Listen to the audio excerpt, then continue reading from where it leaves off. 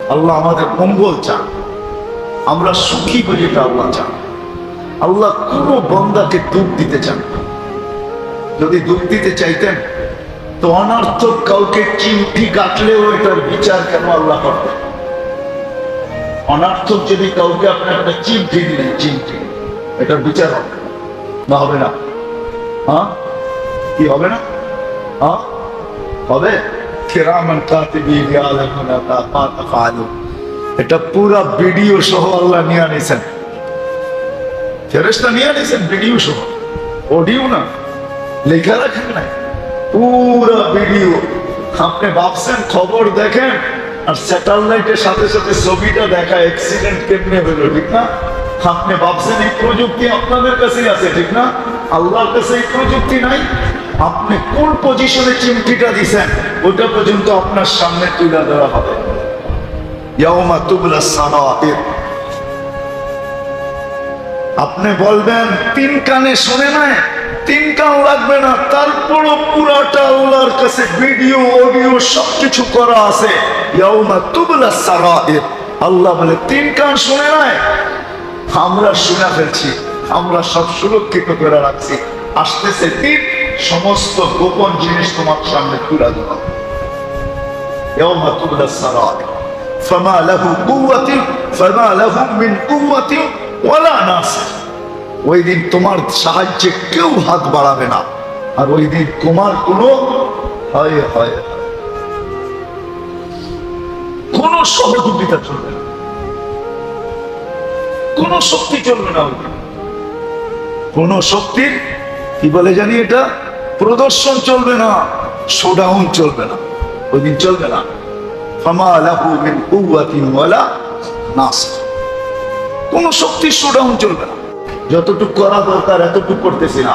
যদি এতটুকু করতাম তাহলে এই কথা সত্য ছিল। आसमां के तो देख पूरा ना तो फिर कहना, दामन फैला के तो देख भरना तो फिर कहना। मेरे को भी কোনো দিন লিখতেন না যে दामन फैला के तो देख, आंसू बहा के तो देख, गुनाह ना धुल दूं तो फिर कहना। आंसू যেমন হিন্দিতে আছে नदामत की आंसू गुनाहों को धुल देते हैं, এটা হিন্দি। नदामत की आंसू गुनाहों को धुल देते हैं, धुया फेले। और उर्दूते ऐसे आंसू बहा के तो देख, गुनाह ना धुल दो तो फिर कहना। চোখে পানি ঝরে তো দেখ, তোর গুনাহ যদি পরিষ্কার না করলাম তারপরে বলিস। চাদর বিছায় তো দেখ, পুরাটা ভুয়া যদি না দিই তারপরে বলিস। আমল করা তো দেখ,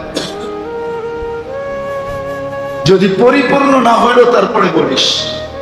সত্য তো এটাই।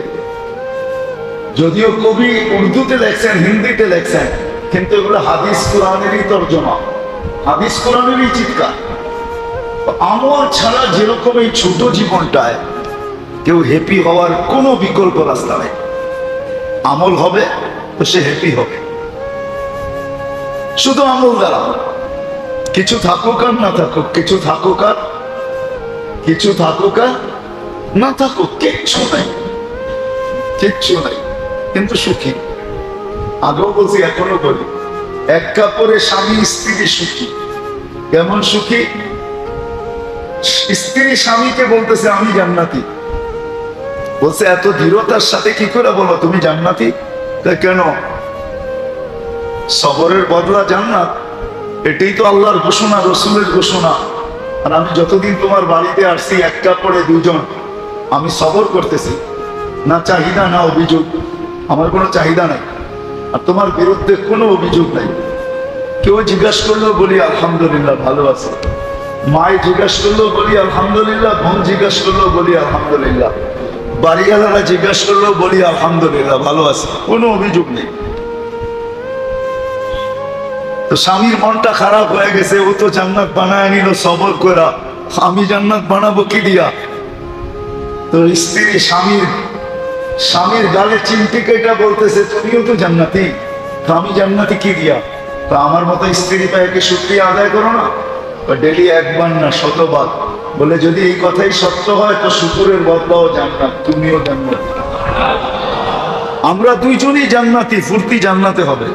ফুর্তি কোথায় হবে? কোথায়? ফুর্তি জান্নাতে হবে। সত্য এটাই। সেদিন আমাদের ঘরগুলো এরকম হইতো, তাহলে আমাদেরকে অল্প বয়সে বুড়া হইতে হইতো না। ফজরের পরের থেকে রাত্র 10টা পর্যন্ত দোকান খোলা রাখতে হইতো না, চাঁদরাই তো যায় বসতে হইতো না, ঈদের পরের দিনই ছুটা যায় খুলতে হইতো না। তাইলে আমাদের সংসারও জীবনটাও সুখী হইত। আধা বেলাও কারো যেত না, দোকান খুলছে, এক মাল বেচছে, আজকের বুঝ হয়ে গেছে, ও শাটার বন্ধ করতেছে, আরে মাত্র খুললি আবার বন্ধ করস, আজকের বুঝ হয়ে গেছে, কালকেরটা কালকে দেখা যাবে, বাড়িতে যে একটু ফুর্তি করি। বাড়িতে যা ফুর্তি বোঝেন? মনে হয়তো বোঝেন না। ভাঙ্গি বলে দিব, লাউড স্পিকার কিন্তু বাইরেরটাও খোলা আছে। বাড়িতে যাই একটু কি করি? ফুর্তি করি। কেননা 6 ঘন্টা থাকি ঘুমে, কয় ঘন্টা? 18 ঘন্টা থাকি কামে। 6 আর 18 কত? হ্যাঁ, ফুর্তি করার সময়টা কোন জায়গায় আমার দেখান। ফুর্তি কখন করেন? 6 ঘন্টা তো ঘুমিয়ে যায়, ঠিক না? মনে হয় বুঝাইতে পারলাম না। যদি আমাদের জীবনটা এরকম হতো যে কোনো চাহিদা নাই, কোনো অভিযোগ নাই, তাহলে ফুর্তি করার অনেক সময় পাওয়া যেত। তাইলে কনকনে শীতের দিন ফজরের পরে উঠা কেউ অফিসের দিকে, মার্কেট, রোডে, হাট বাজার, রোড ঘাট, দোকানপাট, অফিস আদালতের দিকে ছুটতো না, বলতো কনকনে শীত, কম্বল বড় মজা, আসো দুজনে একটু জড়ায়া দিলা ঘুমায়া থাকি। তাহলে এটার নাম হতো ফুর্তি, এটার নাম হতো এনজয়।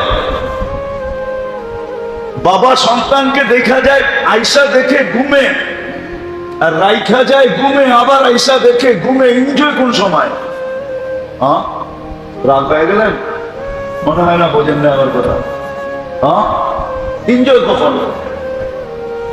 আপনি যখন আসেন, আমি যখন আসি, তখন তো বিরক্ত হয়ে আসি। 18 ঘন্টা পরিশ্রম করে বিরক্ত হয়ে আসছে, এখন শরীর চায় ঘুম, আর বাচ্চা চায় এনজয়। যদি গার উপরে উঠতে থাকে, একটু বিরক্ত করে, ঘুমাইতে একটু দেরি হয়, তো বউর উপরেও চড়া বসে। তুমি একটু বুঝাইতে পারো না বাচ্চাগুলাকে? একটু দূরে রাখতে পারো না? সকালে উঠেই তো দোকানে দৌড়াইতে হবে, ঘুমাইতে হবে না?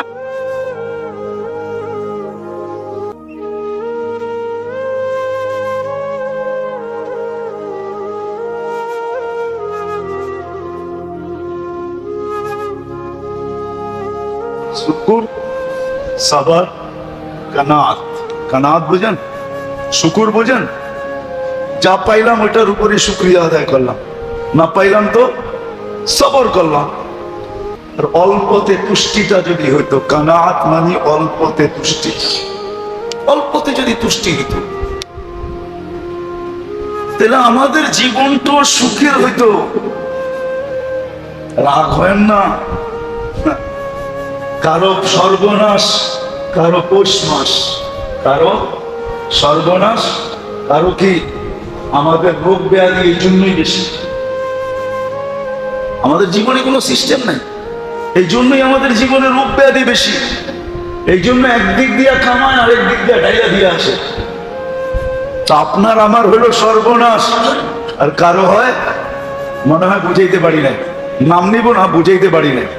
কারো হয় পৌষ মাস, সব দিয়ে আসতে হবে। তো যেটা বুঝাইতেছিলাম, আমল ছাড়া হবে না। এই জন্যই আল্লাহ আমাদেরকে আমল দিয়েছেন। প্রত্যেক মুহূর্ত বেসিস আমল আছে, প্রত্যেক মুহূর্তের আমল আছে, প্রত্যেক ঘন্টা বেসিস আছে, প্রত্যেক দিন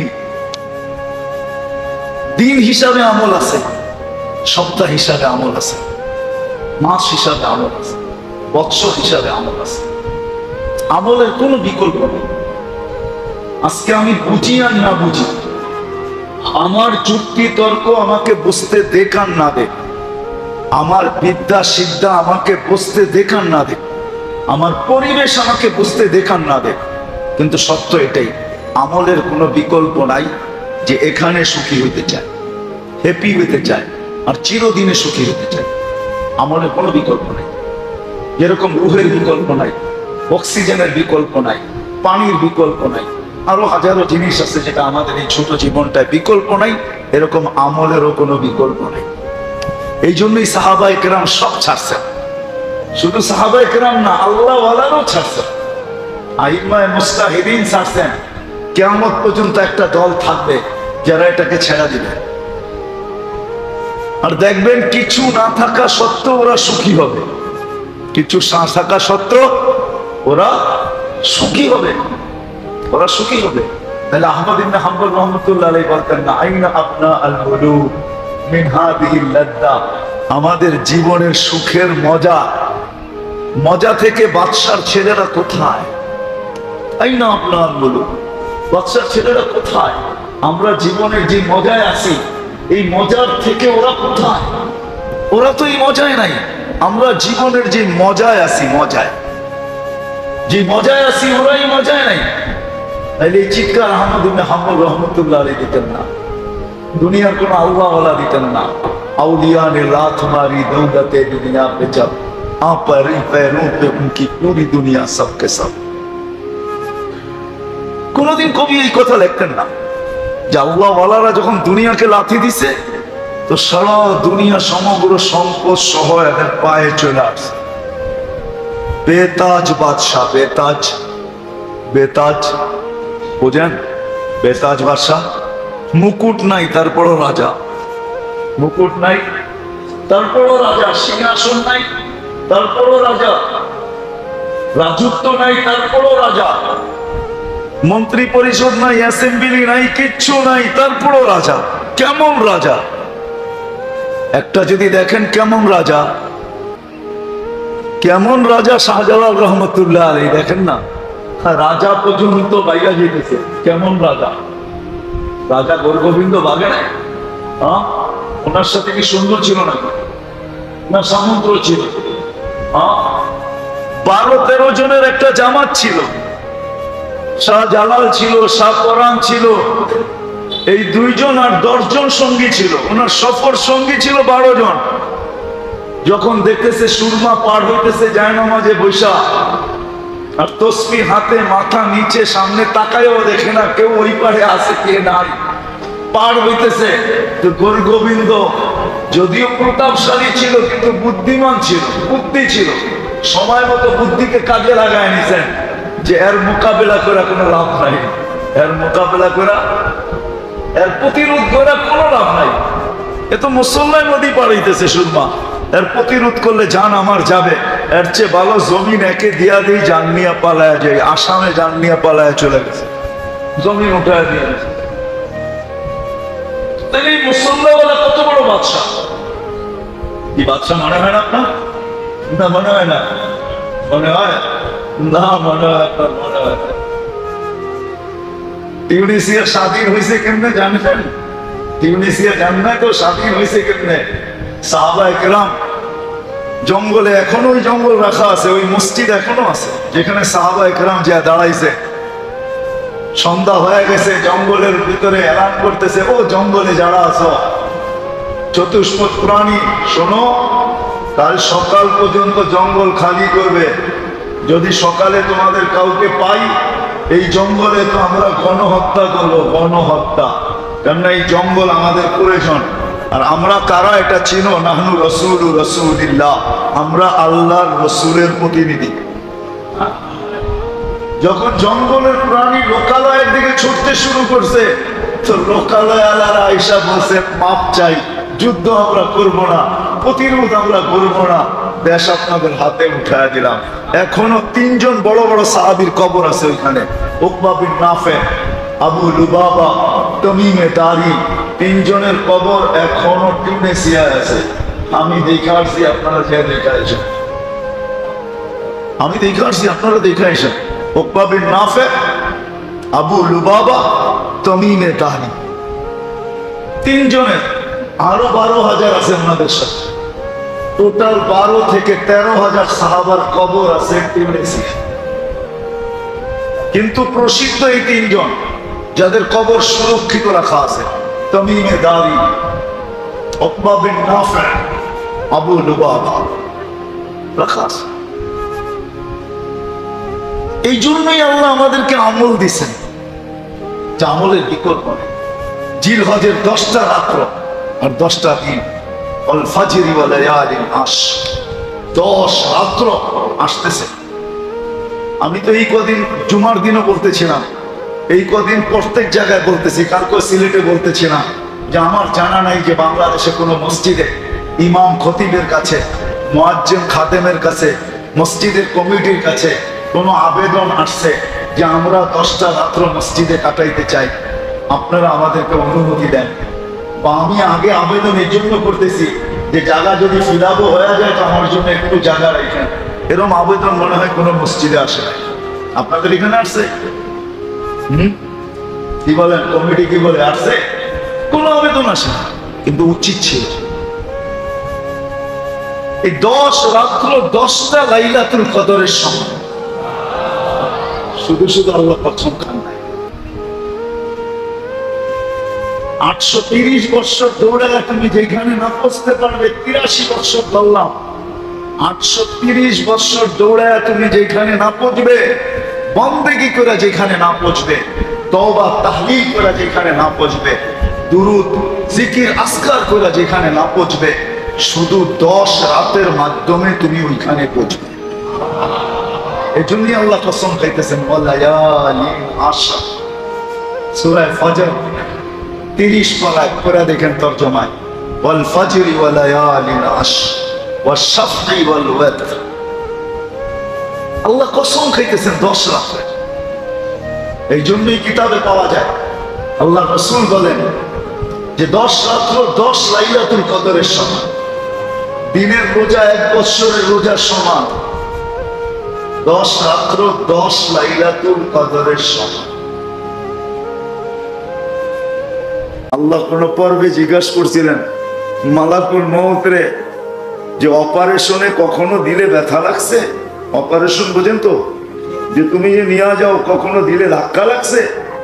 2 বার লাগছে। কোন 2 বার? কিতাবে লেখা আছে কোন 2 বার? বলছে বন্যা চলতেছিল, প্লাবন চলতেছিল, এক নারী প্রেগনেন্ট অবস্থায় কাঠের উপরে ভাসতেছিল, আর ওইখানেই বাচ্চা প্রসব। ওই মুহূর্তে আপনি বলছিলেন যে বাচ্চা রেখা মাকে নিয়ে আসো। তখন বড় ধাক্কা লাগছে, চতুর্দিকে তো পানি আর পানি, কাঠের উপরে ভাসমান, মাকে যদি নিয়ে যায় তো বাচ্চার কি হবে? তখন একটু ধাক্কা লাগছে।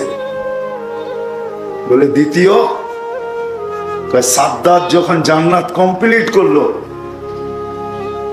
কারিগররা যখন বলল যে কমপ্লিট, দেখা শুধু সিগনেচার করে দেন।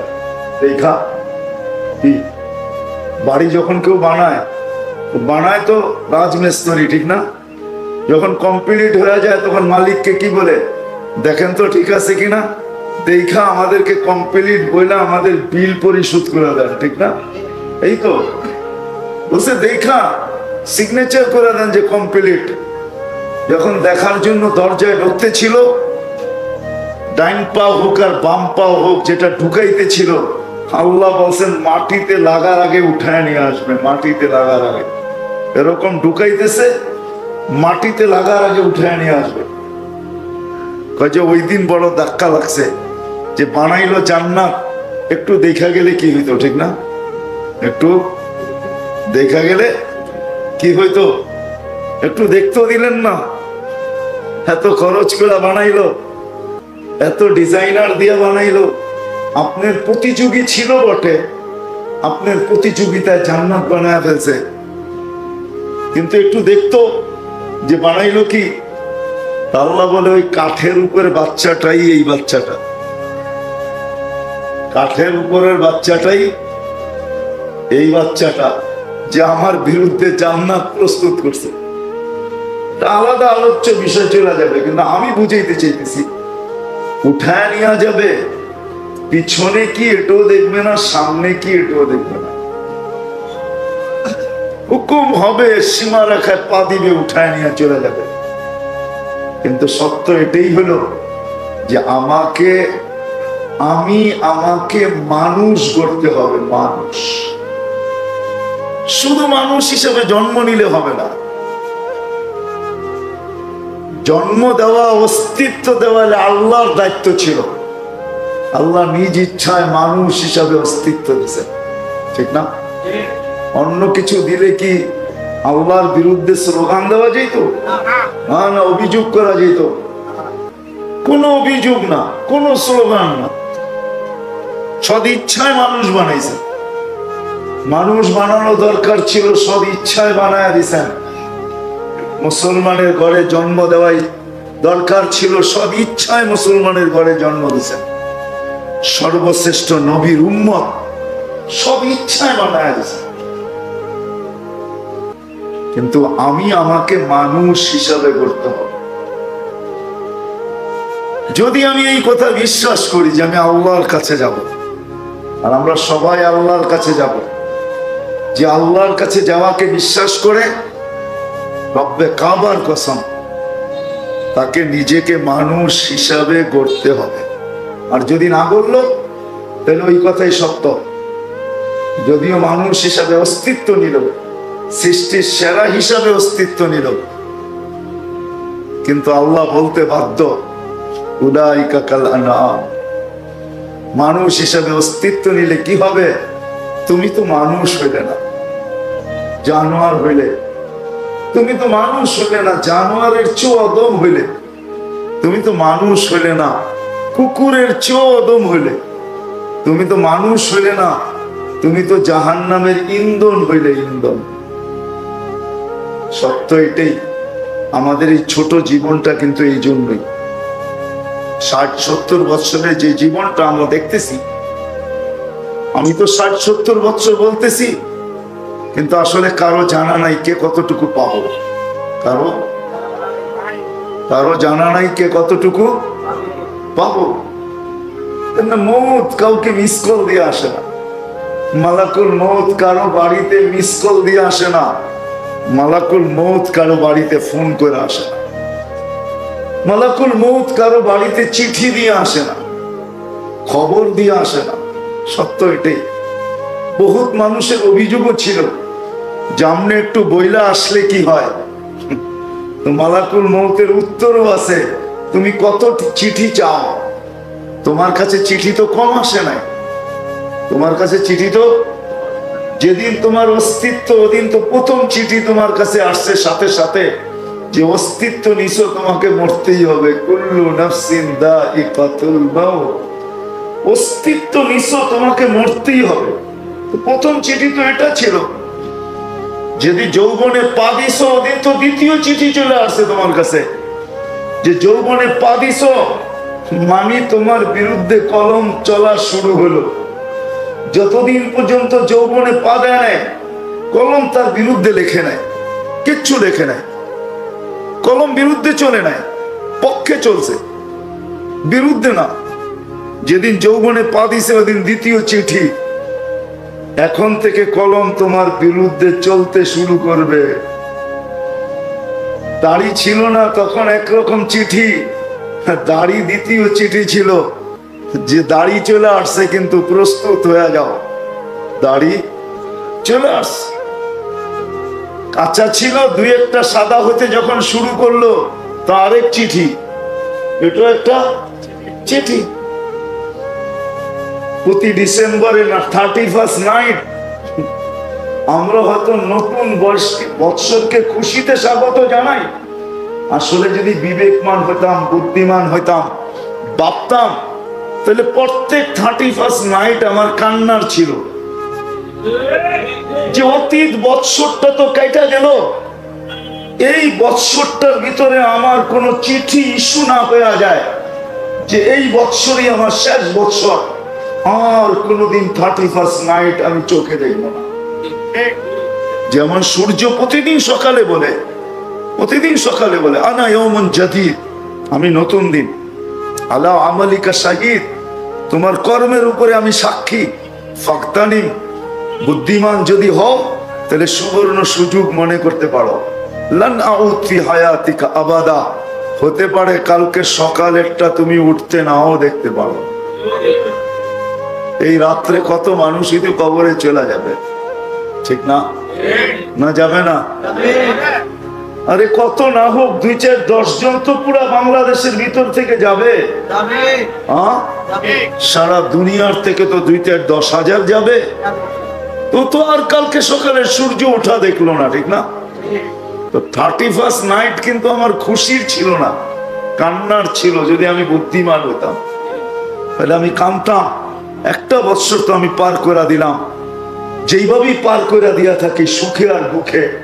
জীবিত ছিলাম, একটা বৎসর আমার পার হয়ে গেছে। সামনের বৎসরটা আমি পার করতে পারবো কি পারবো না, এই কান্না আমার রাত্রে আসতো যে আজকে একটা চিঠি হয়তো ইস্যু হয়েও গেছে যে এই বৎসরের 31st নাইট আর একে আমরা দেখাবো না। কি হতে পারে না? পারে না? হ্যাঁ, কিন্তু আমরা তো খুশিতে স্বাগত জানাই। যা হোক, কথাকে আমি গুছায় নিয়ে আসি। মানুষ রূপরেখায় মানুষ হলেই মানুষ হয় না। রূপরেখার মানুষ না, রূপরেখার মানুষ হয় না। আমাদের সমাজে হয়, কাগজে কলমে হয়, কিন্তু মানুষকে মানুষের মতো মানুষ গড়তে হয়।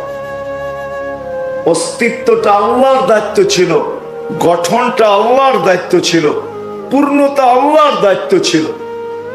আল্লাহ পূর্ণতা দিয়া মানুষ মার পেট থেকে অস্তিত্ব দিয়েছেন। যাকে পূর্ণতা দেন নাই তার উপরে প্রশ্নের আঙ্গুলে উঠান নাই। যেমন কেউ বাকশক্তি নিয়ে আসে নাই মার পেটের থেকে, সে পূর্ণতা নিয়ে আসে নাই, বাকশক্তি নিয়ে আসে নাই, এটাও কিন্তু অপূর্ণতা।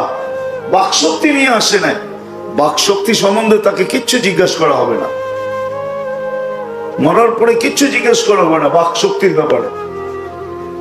অথচ আপনাদেরকে আমি এক সাহাবীর কাহিনী শুনাইতে পারি শর্টে। আবু দুজানা রাদিয়াল্লাহু তাআলা আনহু, যিনি ওই সাহাবী যিনি বদরের যুদ্ধ থেকে নিয়ে বিদায় হজ পর্যন্ত আল্লাহর রাসূলের সঙ্গে ছিলেন। একটা যুদ্ধে উনি পিছিয়ে ছিলেন না।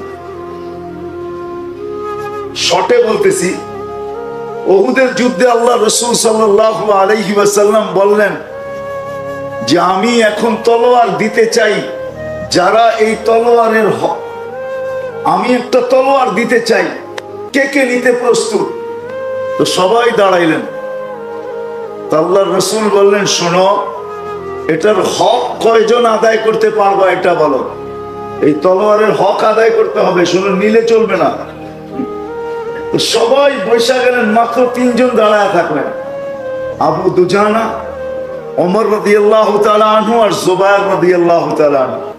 3 জন। আল্লাহর রাসূল 3 জনের ভিতরে চয়েস করলেন আবু দুজানা, হ্যাংলা পাতলা সাহাবী, ওনাকে হাতে উঠায় দিলেন, দেখো এটার হক কিন্তু আদায় করবে। উনি হাতে নিয়ে কতগুলা ছন্দ পড়লেন, ছন্দ, কতগুলা আরবিতে ছন্দ পড়লেন যে আমি কিন্তু আবু দুজানা, আমার হাতে আল্লাহ রাসূলের তরবারি, হুকুম হলো এটার হক আদায় করব। আজকে দুনিয়া দেখবে যে আমি এটার হক কি করে আদায় করি।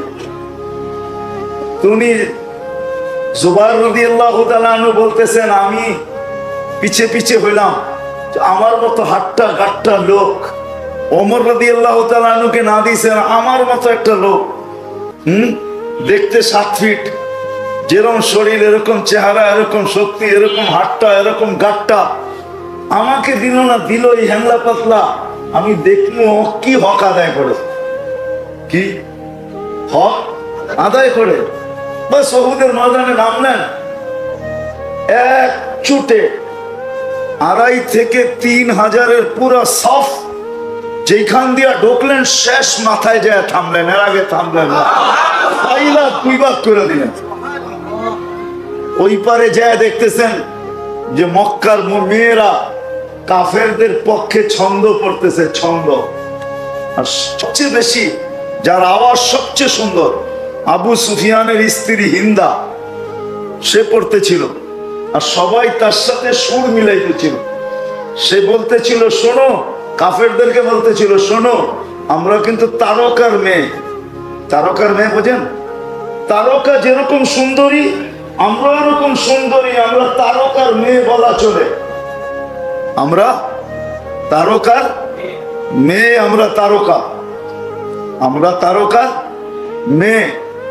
আমাদের গায়ের থেকে সুঘ্রাণ বাহির হইতেছে, আমাদের ওড়নাগুলা মুক্তা দিয়া খচিত আছে। যুদ্ধে যা হয় সৈন্যকে উৎসাহিত করার জন্য। তোমরা যে যে আগে বাড়বে আর মুসলমানদেরকে হত্যা করবে, আমরা তার গলায় লাগাবো, তাদের গলা আমরা তাদের গলায় লাগবো। আর যদি ভাইগা গেলা তো আমরা তোমাদেরকে ছাইরা দিব, তো ছাড়িয়া দিব না, শুধু জুতা পিটা কইরা তোমাদেরকে ছেড়া যাব। তো আবু দুজানা রাদিয়াল্লাহু তাআলা আনহু যা হিন্দার মাথার উপরে তরবারি রেখে দিছে, কিন্তু কতক্ষণ পরে তরবারিটা সরায় আনিছেন। তো জুবাইর রাদিয়াল্লাহু তাআলা আনহু বললেন, এত বড় সুযোগ ছেড়া দিলা, তুমি জানো এটা কার তলোয়ার? এটা আল্লাহ রসুলের তলোয়ার। মহিলার গায়ের উপর রক্ত দ্বারা এটাকে কলুষিত করব? দুর্বলের রক্ত দ্বারা এটাকে কলুষিত করব? এই জন্য নামায়া দিছি। তারপরে ওইখান থেকে যখন ফিরে আসতেছিলেন, তো মক্কার ভিতরে একজন বড় বাহাদুর ছিলেন, বাহাদুর, বড় বাহাদুর। আমাদের থাকে না কুস্তি বীর, সে সর্বলাইনে বীর ছিল, বীর হিসাবে খেতা। তো যখন এর সামনে পড়ছে, তো কাফেররা থাইমা গেছে যে এ করে কি দেখি, মুসলমানও থাইমা গেছে যে আজকে আবু দুজানা করে কি দেখি। আল্লাহ রসুলের তরবারি হক কিভাবে আদায় করে। তা আবু দুজানা রাদিয়াল্লাহু তাআলা আনহু সামনাসামনি হয়েছে, দুদিকে কিন্তু সবাই থামা, দেখে এই দুইজনের কি ঘটে, ঠিক না? তারপরে আগে চলবে। কাফেররাও থেমে গেছেন, মুসলমানরাও থেমে গেছেন। তো চলতেছে তরবার চালানি। কিন্তু ওই বীর যে মক্কার, সে প্রথম তরবারি চালাইছে। আবু দুজানা রাদিয়াল্লাহু তাআলা আনহুর কাদের ভিতরে একটু জখম হয়ে গেছে। তা আবু দুজানা রাদিয়াল্লাহু তাআলা আনহু যখন দ্বিতীয়বার তরবারি চালাইছেন, তো ওরে এইখান দিয়া তরবারি দিয়া দুই টুকরা করে দুই দিকে ফালায় দিয়েছেন। তো জুবাইর রাদিয়াল্লাহু তাআলা আনহু বলেন যে আমার বুঝে আসছে কেন আল্লাহর রাসূল একে তরবারি দিছে। তো উনি ইয়ামানে শহীদ হইছেন, মিথ্যা নবীর বিরুদ্ধে যায় লড়তে যায়, যুদ্ধে ইয়ামামা বলে এটাকে, ওই যুদ্ধে উনি শহীদ হইছেন। উনি শহীদ হয়ে মারা যাওয়ার আগ মুহূর্তে উনি বলতেছেন যে আমার জীবনের কোন আমল আল্লাহর কাছে পেশ করার মতো আমার চোখে নাই। এটা আপনাদেরকে আমি বুঝাইতে চাইতেছিলাম যে আমার জীবনের কোন আমল আল্লাহর কাছে পেশ করার মতো আমার কাছে নাই, শুধু একটা আমল ছাড়া, একটা আমল ছাড়া কোন আমল আল্লাহর কাছে পেশ করার মতো নাই। অথচ উনি বদরি, এমন কোন যুদ্ধ নাই বদরের যুদ্ধ থেকে নিয়ে বিদায় হজ পর্যন্ত উনি আল্লাহ রসুলের পাশে না ছিলেন। আর যিনি আল্লাহ রসুলের তলোয়ারের হক আদায় করছেন, এরকম সাহাবী। কিন্তু উনি বলতেছে আমার কাছে কোনো আমল নাই আল্লাহর কাছে পেশ করার মতো, শুধু একটা ছাড়া। বলছে সেটা কি? বলছে আমার এই জবান দিয়ে আমি কাউকে আজ পর্যন্ত কষ্ট দেই নাই। এটা দিয়া কাউকে, এটা বুঝানোর জন্যই এতটুকু কাহিনী আপনাদেরকে বুঝাইলাম। আমি জবান দিয়ে কাউকে কষ্ট দিই নাই, জবান দিয়া কাউকে কষ্ট দিই নাই, জবান দিয়া কাউকে কখনো কাউকে কোনো কটু কথা বলি নাই, কষ্ট দিই নাই। হইতে পারে এই আমলটাই আমার কাজে লাগবে। তো মানুষ নিজেকে মানুষ গড়তে হয়, জন্ম নিলেই মানুষ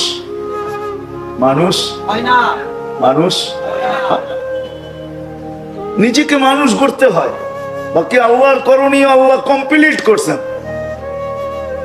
যেটা বুঝাইতে এই পর্যন্ত আসছিলাম যে আল্লাহ অস্তিত্ব দিছেন, যার জবান নাই এখান থেকে, যার বাক শক্তি নাই এখান থেকে বাহির হয়ে গেছেন। যার বাক শক্তি নাই তার বাক শক্তির কোনো হিসাবও নাই, হিসাবও নাই। যার শ্রবণ শক্তি নাই তার কোনো শ্রবণ শক্তির হিসাব নাই।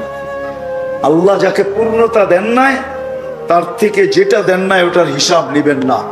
কিন্তু আল্লাহ মেহেরবানি করে আমাদেরকে মার পেটের থেকে পূর্ণতা দিয়ে অস্তিত্ব দিছেন, আবার এই পূর্ণতাকে আনতে আনতে এক পর্বে নিয়ে আসছেন।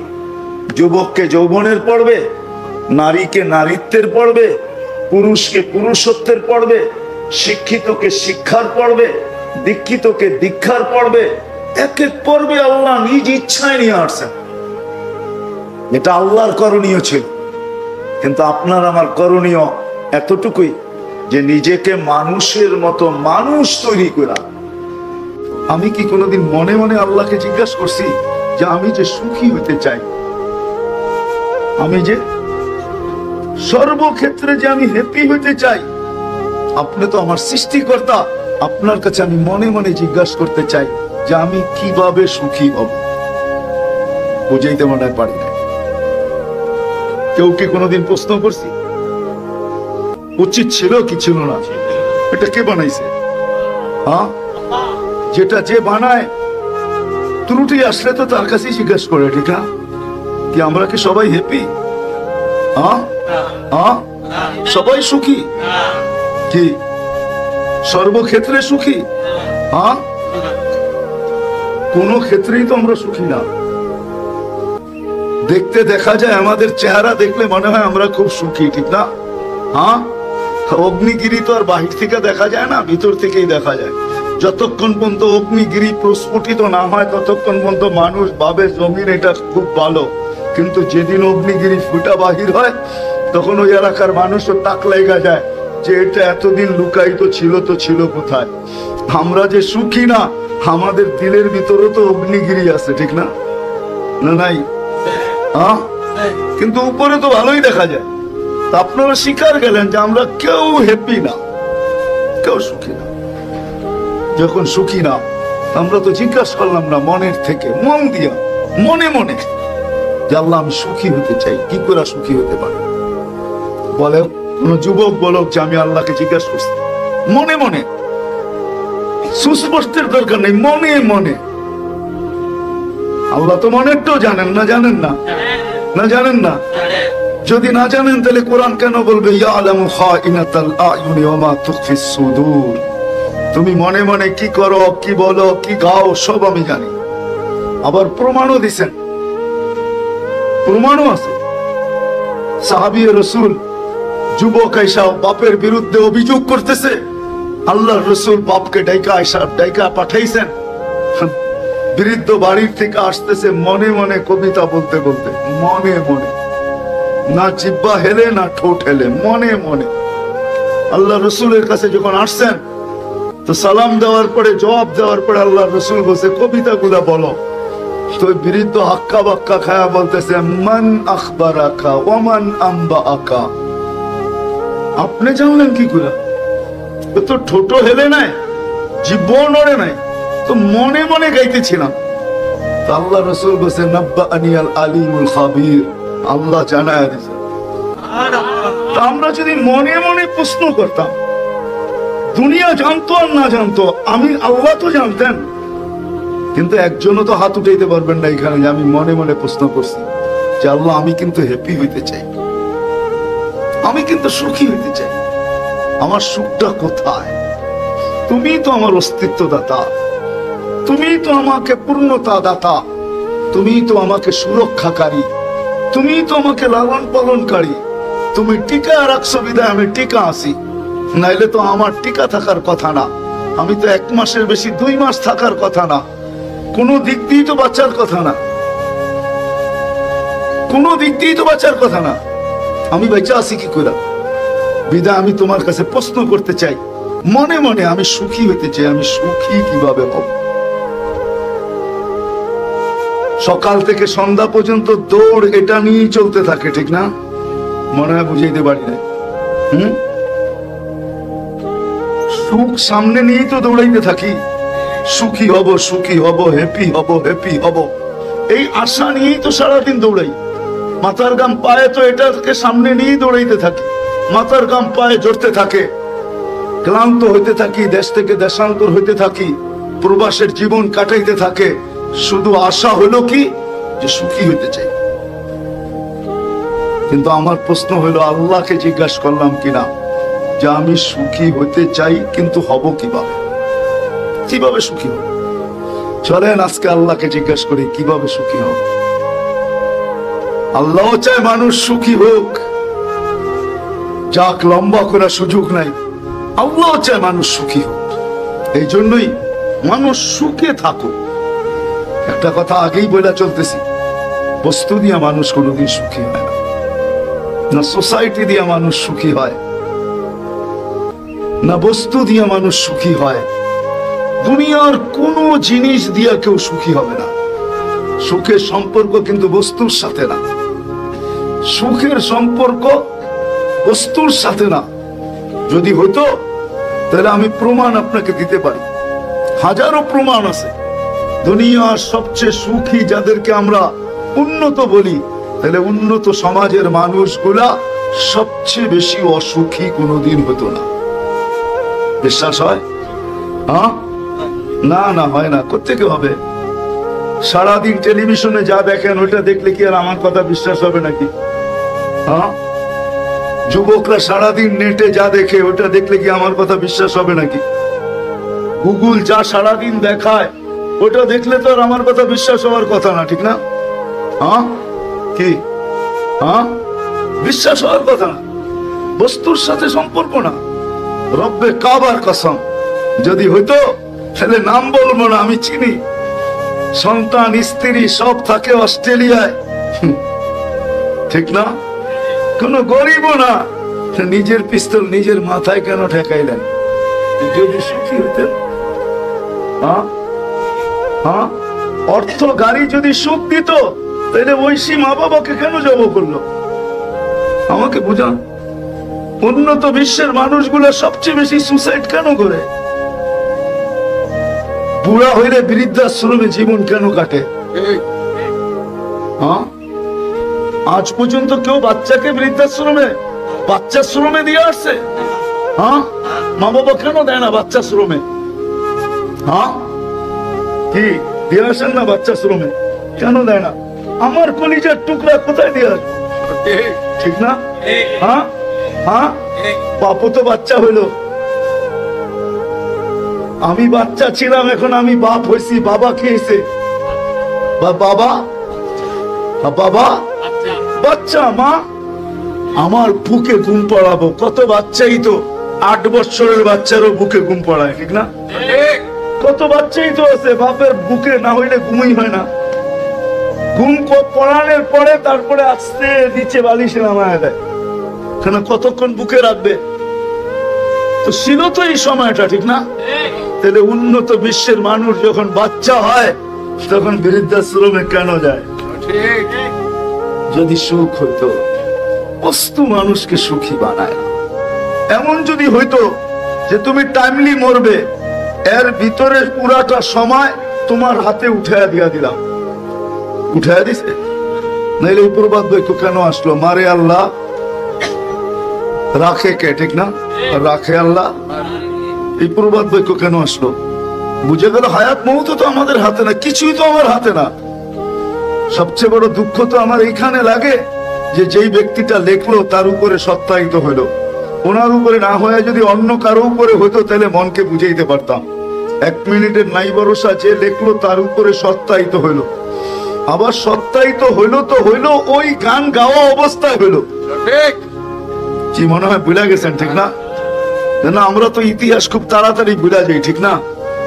ফিরোজ শাহী নিজে লেখলো, সে গাইলো, গাজীপুরের স্টেজে তার উপরে সত্যায়িত হলো, টান দিল, আর শেষ পর্যন্ত আল্লাহ চাইতে দিল না, ওইখানে পড়লো আর ওইখান থেকে বিদায়। না আছে ফিরোজ শাহী? হ্যাঁ, এখনো মাঝে মাঝে কনসাল্ট করে না? না করে না? করে। হ্যাঁ, 1 মিনিটের নাই ভরসাই জান গেছে। এই জন্য আল্লাহ মানুষকে বুঝায়। আমি যেটা বুঝাইতেছিলাম যে আমরা সর্বক্ষেত্রে কি চাই? সফলতা চাই, সফলতা, সুখ চাই। সর্বক্ষেত্রে আমি জ্ঞানার হতে চাই, আমি সুখ চাই সর্বক্ষেত্রে। এই ছোট জীবনটা আমি সুখী হতে চাই, হ্যাপি হইতে চাই, হ্যাপি। যদিও কে কে হ্যাপি লেখা আছে, ঠিক না? আপনারা বলবেন কে কে তো লেখাই আছে আমার জীবনে থাকার না থাক তাতে কি আসা যায়, ঠিক না? মাঝে মাঝে তো ফুলের তোড়ায়ও হ্যাপি লেখা থাকে, ঠিক না? সবাই কিন্তু আমরা হ্যাপি হইতে চাই, সুখী হইতে চাই সর্বক্ষেত্রে। কিন্তু আমার যেখান থেকে আমি বাহির হয়ে গেছি, আমার প্রশ্ন হলো, আমরা কি কেউ কোনোদিন এই কথা ভাবছি বা প্রশ্ন করছি যে আমাকে যিনি অস্তিত্ব দিল, আমি একবারের জন্য মনের ভাবনা দিয়া তাকে জিজ্ঞাসা করি যে আপনি আমাকে এক ফোঁটা পানির থেকে অস্তিত্ব দিলেন, সৃষ্টির সেরা একটা মানুষ হিসাবে সৃষ্টি করলেন। একটা দুধের শিশু ছিলাম আমি, অসহায় একটা শিশু ছিলাম আমি। অসহায় কেমন? ফালা আলাকা সিন্নুন তাক্তা, দাঁত আমার ছিল না যে আমি কাটবো। ফালা আলাকা লিসানুন তান্তিক, জিহ্বা ছিল কিন্তু আমার বাক শক্তি ছিল না। ওয়ালা আলাকা উদুনুন তাসমা, কান ছিল কিন্তু শ্রবণ শক্তির কার্যকারিতা ছিল না। ওয়ালা আলাকা আইনুন তানদুর, চক্ষু ছিল কিন্তু দৃষ্টি শক্তির কার্যকারিতা তো ছিল না। ওয়ালা আলাকা আকলুন তুমাইয়িজ, মগজ ছিল ভালো মন্দ কি জিনিস আমি জানতাম না। ওয়ালা আলাকা কলবুন তাতাফাক্কার, দিল ছিল চিন্তা কি জিনিস এটা জানার মতো ক্ষমতা আমার তখনও ছিল না। ওয়ালা আলাকা ইয়াদুন তাফতিশ, হাত ছিল কিন্তু কর্ম তো দূরের কথা, ধরার ক্ষমতা আমার কাছে ছিল না। ওয়ালা আলাকা রিজলুন তামশি, পাও ছিল কিন্তু চলার ক্ষমতা ছিল না। আমি তো বড় ছোট ছিলাম, যেমন আল্লাহ বলে কুনতা সাগীরা, তুই বড় ছোট ছিলি। দাঈফা, আমি বড় দুর্বল ছিলাম। জাহিলা, আমার মতো অজ্ঞ কেউ ছিল না। মিসকিনা, আমার মতো নিশ্চয় কেউ ছিল না। যেটার চিত্র আমি তুলে ধরলাম, ওই আল্লাহ আমাকে স্বয়ং সম্পূর্ণ করলেন। হাজারো বিরোধিতা সহ আল্লাহ আমাকে এখনো পালতেছেন। আমা কুনতা মা আম্মাহিনা, তুই কি নিকৃষ্ট একটা পানির ফোঁটা ছিলি না? ফামান জাআলাকা দামা, তোকে রক্তে রূপান্তরিত কে করলো? ওমান জাআলাকা মুদগা, তোকে রক্তপিণ্ডতে রূপান্তরিত কে করলো? ওমান জাআলাকা ইযামা, তোর কঙ্কালটা কে তৈরি করলো? ওমান কাসা আলাইহি লাহমা, এর উপরে এত সুন্দরভাবে নিখুঁতভাবে গোশত আর চামড়ার আবরণ কে চড়াইলো? আমা কুনতা সাগীরা, তুই কি ছোট ছিলি না? আমা কুনতা দাঈফা, তুই কি দুর্বল ছিলি না? আমা কুনতা জাহিলা, তুই কি অজ্ঞ ছিলি না? আমা কুনতা মিসকিনা, তোর মতো নিশ্চয় তো দুনিয়ায় কেউ ছিল না। মার পেটের থেকে যখন আসছি কেমন নিশ্চয় ছিলাম, যে আল্লাহ অস্তিত্ব দিছেন, তারপরে আস্তে আস্তে নিশ্চয়ের ভিতর থেকে আমাকে ফুটায় তুলছেন। গোলাপ আর কি ফুটলো, 2 দিন পরে ঝরা গেল। ফুল ফুটলেই পাপড়ি কয়দিন থাকে মনে হয় বোঝেন না? ফুল ফুটলেও পাপড়ি গোলাপের সাথে কয়দিন লেগে থাকে? কয় ঘন্টা বলেন না? 1 দিন, 2 দিন, 3 দিন। আল্লাহ বলে গোলাপ আর কি ফুটলো, তুই কি তোকে দেখিস না তোকে আমি কিরম ফুটাইলাম? হ্যাঁ, আজান কে ডাকে? কে ডাকে? আরে বলেন না। আওয়াজ মুয়াজ্জিনের মানি, কিন্তু ডাক কার? কেন ডাকে আল্লাহ? আপনার আমার ভালোবাসায়, বন্ধুর ভালোবাসায় ডাকে। বন্ধুর ভালোবাসা, বন্ধু চিনেন? কে? মুহাম্মাদুর, মুহাম্মাদুর। আরে নামটা বলেন না, গুনাহ হবে না। 40 নেকি কমসে কম পাবেন, কমসে কম। কোরআনে আছে মুহাম্মাদুর রাসূলুল্লাহ। এটা মনে করে যদি বলেন তাহলে 80 নেকি পাবেন, 80 নেকি। মুহাম্মাদুর, হ্যাঁ 80 নেকি পাবেন। কোরআনে আছে সূরা ফাতার ভিতরে মুহাম্মাদুর রাসূলুল্লাহ ওয়াল্লাযীনা মাআহু আশিদ্দাউ আলাল কুফার রুহামাউ বাইনাহুম। কোরআন বলতেছি আমি। বন্ধুর ভালোবাসায় পড়া দায়িত্ব নিছেন, নাইলে ওলামা এখানে বহুত আছে, আমি চেহারা চিনি, আমার চেয়ে বেশি বিজ্ঞ আছে। ওলামা বলতে পারবে না কোন উম্মতকে ডাকার দায়িত্ব আল্লাহ নিছেন। নামাজ সবাইকে দিছেন। মুসা আলাইহিস সালামের মতো নবীকেও নামাজ দিছেন, উম্মতকেও নামাজ দিছেন, ডাকার দায়িত্ব নেন নাই। বললে পড়লে দিব, না পড়লে শাস্তি, বইলা ছেড়া দিছেন। কিন্তু আমাদেরকে নামাজ দিছেন, আবার ডাকার দায়িত্ব নিছেন। শুধু বন্ধুর দিকে চায়। হাদিস আমাকে এটাই বুঝায়। মুসা আলাইহিস সালাম যখন 5 ওয়াক্তে চলে আসছে, তো মুসা আলাইহিস সালাম তখনও বলতেছিল কমায়া নিয়ে আসেন আরো। আমার উম্মত 2 বেলা পড়ে নাই, আপনার উম্মত 5 বেলা কোত্থেকে পড়বে? কিন্তু আল্লাহ রসুল বলতেছিলেন 9 বার গেলাম, এখন লজ্জা লাগে, আর কতবার যাব?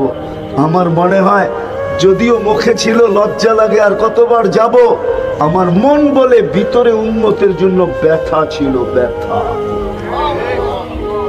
উম্মতের জন্য ভিতরে ব্যথা ছিল। যদি না পড়ে আমি কি মুখ দেখাবো?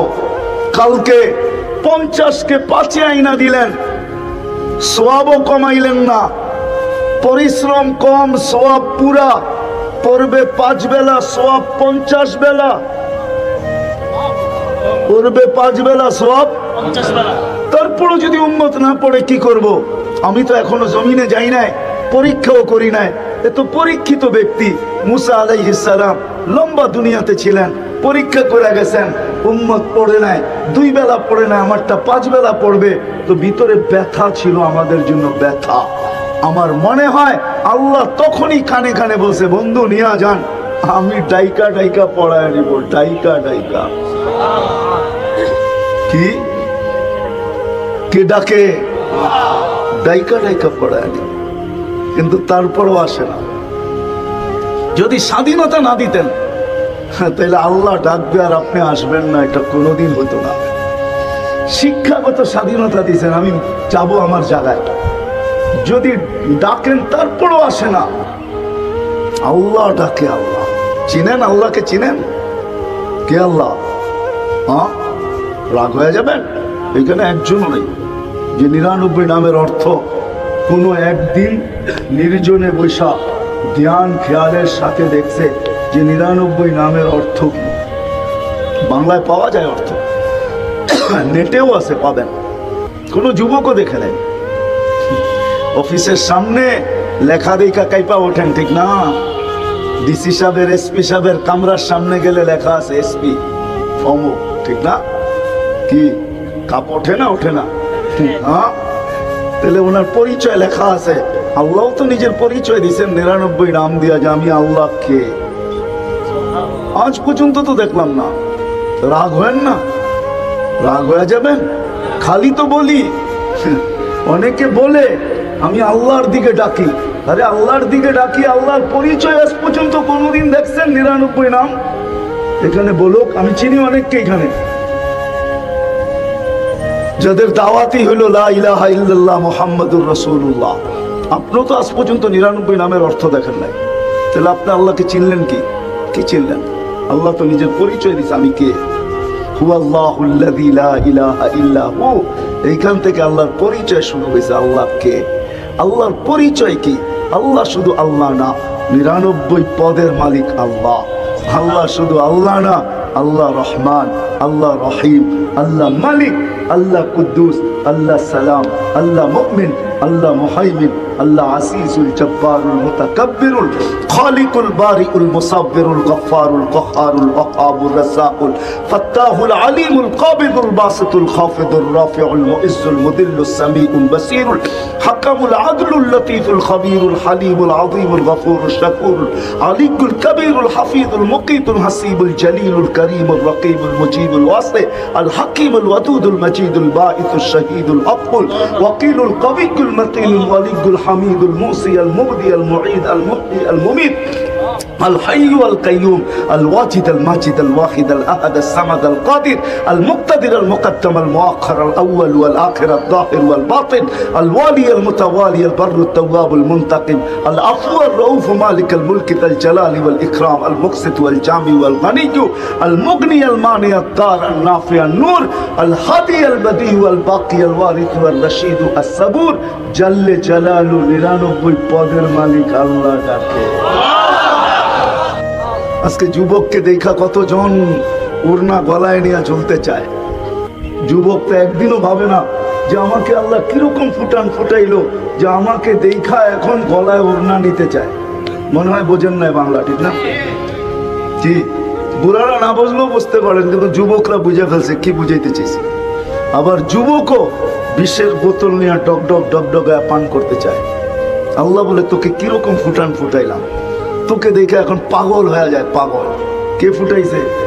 হ্যাঁ, এই জন্য তো আল্লাহ বলে আতাই তো কাইনানে তানদুরু বিহা, দুটা চক্ষু তো আমি দিছি তুই দেখিস। আতাই তো কাউদুনানে তাসমাউ বিহা, দুটা কান তো আমি দিছি তুই তো শুনিস। আতাই তো কালিসানান তানতিকু বি, জবান তো আমি দিছি, বাক শক্তি তো আমি দিছি তুই বলিস। আতাই তো কা আকলান তুমাইয়িজু বি, আকল তো আমি দিছি যেটা দিয়ে তুই ভালো মন্দ বুঝিস। আতাই তো কা কলবান তাতাফাক্কারু বি, দিল তো আমি দিছি যেটা দিয়ে তুই চিন্তার বোঝা উঠাস। আতাই তো কা ইয়াদানি তাবতিশু বিহা, দুটা হাত তো আমি দিছি যেটা দিয়ে তুই ধরিস না কর্ম করিস। আতাই তো কা রিজলানি তামশি বিহা, দুটা পাও তো আমি দিছি যেটা দিয়ে তুই চলিস। আমা কুনতা সাগীরা ফাকাব্বারতুক, তুই তো কতই না ছোট ছিলি, তোকে বড় তো আমি করছি। আমা কুনতা দাঈফা ফাকাওয়াইতুক, কেমন না দুর্বল ছিলি তুই, আমি তোকে সুঠামত্ব দিছি। আমা কুনতা জাহিলা, মার পেটের থেকে অজ্ঞ আসছিস, ফাআল্লামতুক, আমি তো তোকে শিক্ষা দিছি। কুনতা মিসকিনা ফাআগনাইতুক, তুই তো নিশ্চয় ছিলি, স্বয়ং সম্পূর্ণ তো আমি করছি। আজকে স্বাধীনতা না দিলে যে কোনো শিক্ষায় আপনি শিক্ষিত হইতে পারতেন না। আপনার আমি বাধ্য ছিলাম, আকাশটা বাধ্য।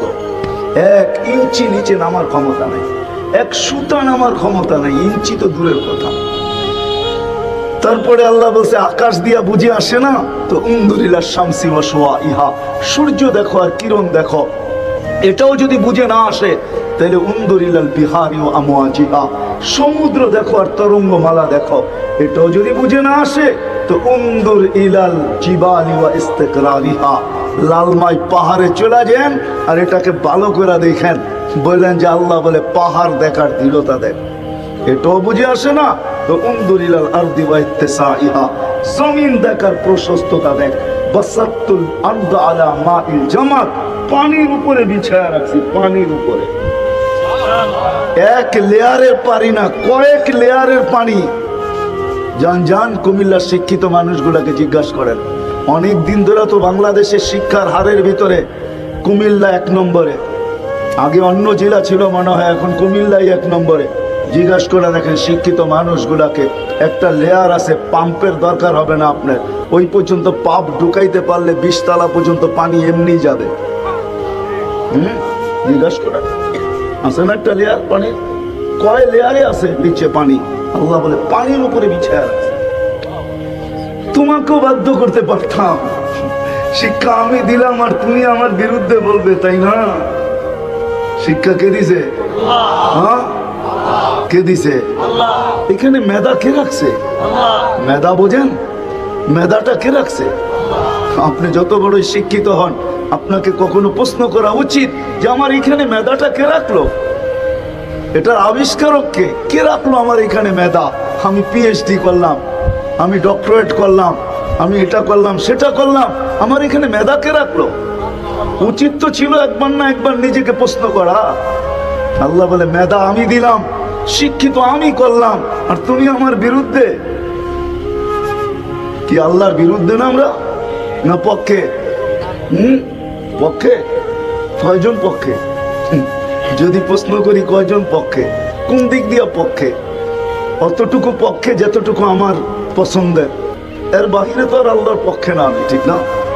আল্লাহর পক্ষেই যদি হইতো তাহলে আযান দিলে কমসে কম মুসলমান কোনোদিন মসজিদের বাহিরে থাকার সুযোগ ছিল না।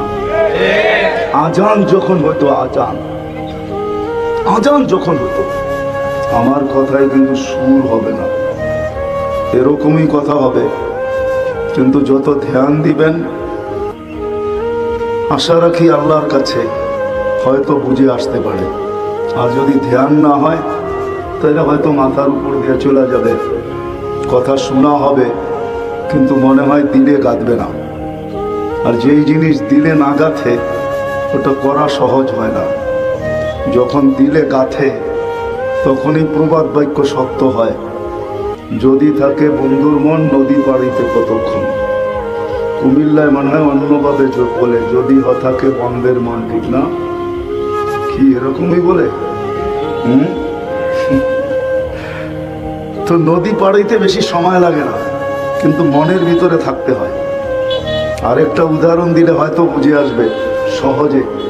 ফুল যতক্ষণ পর্যন্ত না ফোটে ততক্ষণ পর্যন্ত আকর্ষণের পাত্র হয় না, যখন ফোটে তখন সবাই হাত বাড়াইতে চায়, চাই যদি কাটার খোঁচও খাইতে হয় তারপরও হাত বাড়ায় নিতে চায়, কিন্তু শর্ত হলো ফুটতে হবে।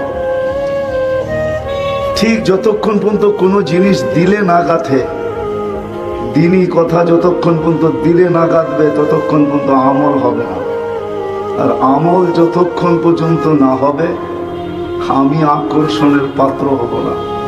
মানুষের কাছে না, যে আল্লাহ আমাকে অস্তিত্ব দিছেন ওই আল্লাহর কাছে,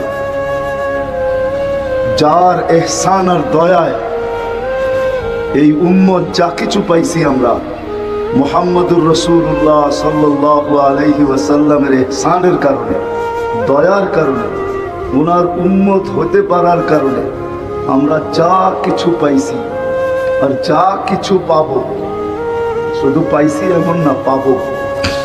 কিয়ামতের মাঠে আমরা পাবো, যা পাবো ওটা দুনিয়ার কেউ পাবে না, কোনো নবীর উম্মত পাবে না। ওই রসুলের কাছে কোনোদিন আমি আকর্ষণের পাত্র হব না যদি আমার জীবনে আমল না আসে। এই জন্য বলতেছি ধ্যান খেয়াল দিয়া শুনবো, যাতে দিলে গাঁথে। আজকে দিলে গাঁথে না বিদায় করা সম্ভব হয় না, আর করি না বিদায় আমি আকর্ষণের পাত্র হই না। নাইলে আকর্ষণের পাত্র হইতাম, নাইলে আকর্ষণের পাত্র হইতাম অবশ্যই। আমার তো মন বলে যদি আকর্ষণের পাত্র হইতাম তাহলে দেখার আগেই দেখানো হতো। দেখার আগেই মনে হয় বোঝেন নাই, কবরে যাওয়ার পরে প্রশ্ন হবে মান হাদার রাজুলু বুইসা ফিকুম, এই ব্যক্তিকে যে তোমাদের ভিতরে প্রেরণ করা হলো, তা আমাকে তো দেখানো হবে, ঠিক না?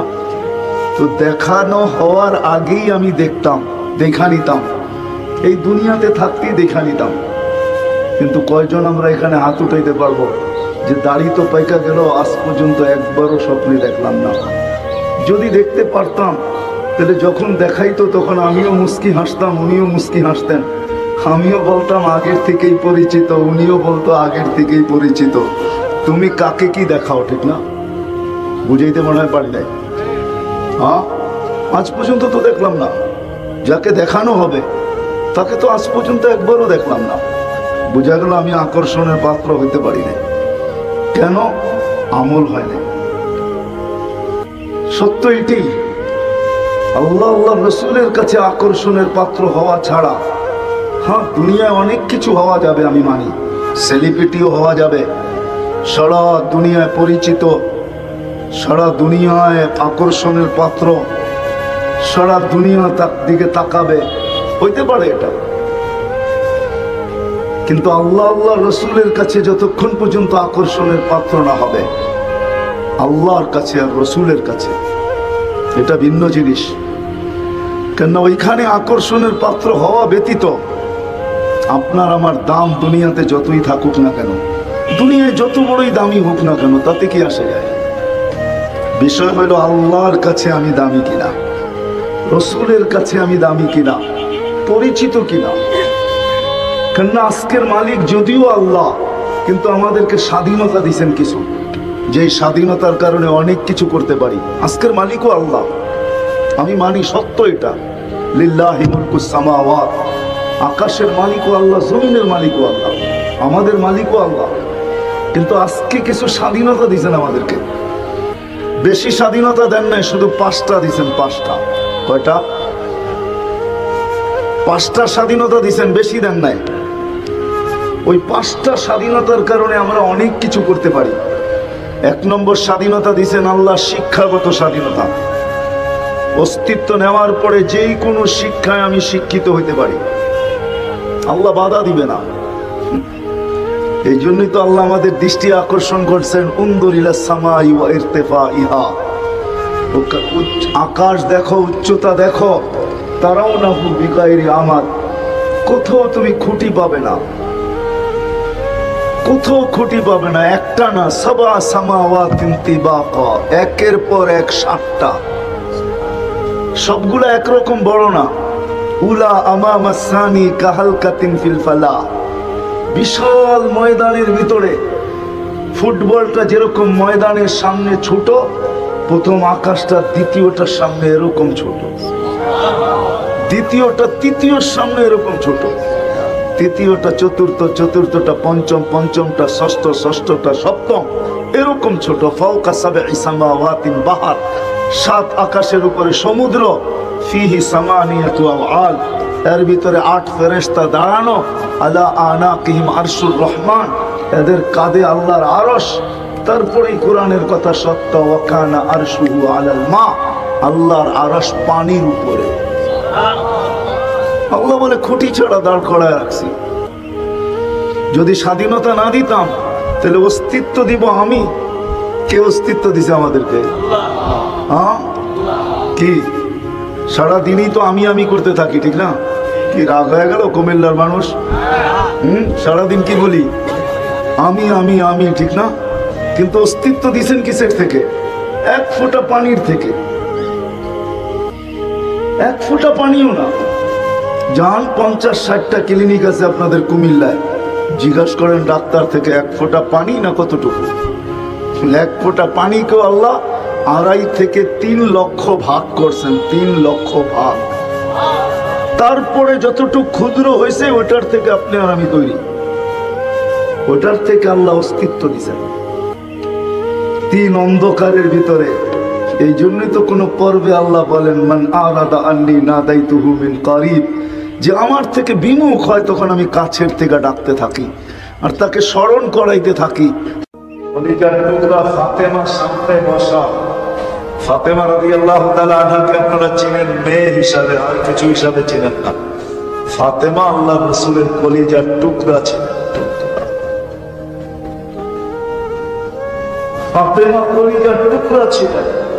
বুদআতুন মিন্নি, আল্লাহ রাসূল বলেছেন আমার অঙ্গ ফাতেমা, যাকে এক বেলা না দেখলে টিকা থাকতে পারে, ছুটা যেতেন। হয়তো ফাতেমা আসতো, নাহলে ছুটা যেতেন। কিতাবে আছে ফাতেমা আসছে আর ঘরের টুকা দিছেন। আল্লাহ রসুলের আগে কেউ বলতে পারে না, আল্লাহ রসুল টুকা দিকে বসতেন, এটা আমার ফাতেমার টুকা।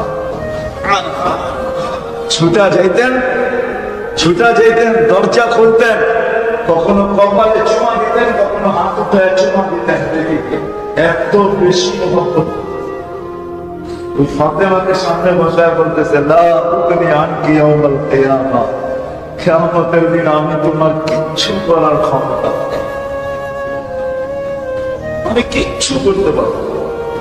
দ্বিতীয় আরেকজনও ছিল ফাতেমার পরে, আম্মা জান আয়েশা রাদিয়াল্লাহু তাআলা আনহা, আল্লাহ রাসূল সাল্লাল্লাহু আলাইহি ওয়াসাল্লামের সবচেয়ে প্রিয় ছিল। আর হবেন না কেন? যদিও শব্দটা আল্লাহর জন্য সুবর্ণীয়, আল্লামায়ে কেরাম উল্টা পাল্টা বলতে পারে। এই বিয়ের ঘটকই ছিলেন আল্লাহ। কে এই বিয়ের ঘটক? কে? আল্লাহ মেয়ে পছন্দ করেছেন। জিবরিল আলাইহিস সালাম ফিরে আসছেন, রুমালে পেঁচায় ছবি খুলে দেখাইছেন। আল্লাহ রাসূল বলতে ফাইদা আতিয়া মায়া, দেখছি বুলবুলি চেহারা। আল্লাহ চায় সব। আল্লাহ ঘটক, ঘটক শব্দটা আল্লাহর জন্য বলা শোভনীয় না, ওলামা আমার বিরুদ্ধে বলতে পারে, কিন্তু বুঝানোর জন্য বলতেছি আল্লাহ চায়। এত ভালোবাসা যার ঘরটা, যার ঘরটা এখনো আল্লাহর জান্নাতের জান্নাত, কামরাটা কি এখনো জান্নাত না?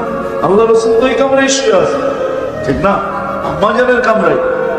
আম্মা জানের সামনে বসায় বলছে, আয়েশা আয়েশা আয়েশা, লা উকনি আনকি ইয়াউমাল কিয়ামাতি শাইআ, আমি তোমার কিচ্ছু করার ক্ষমতা রাখি। মানে কি? তুমি প্রস্তুতি নিয়ে আসো। তো আমাদের সবচেয়ে বেশি প্রয়োজন হলো দিন, দিনদার।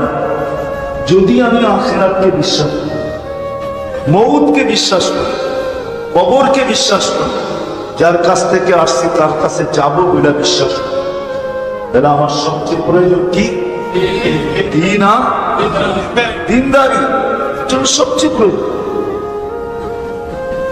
আমার শ্বাস প্রশ্বাসের চেয়েও প্রয়োজন। হ্যাঁ, সত্য এটাই।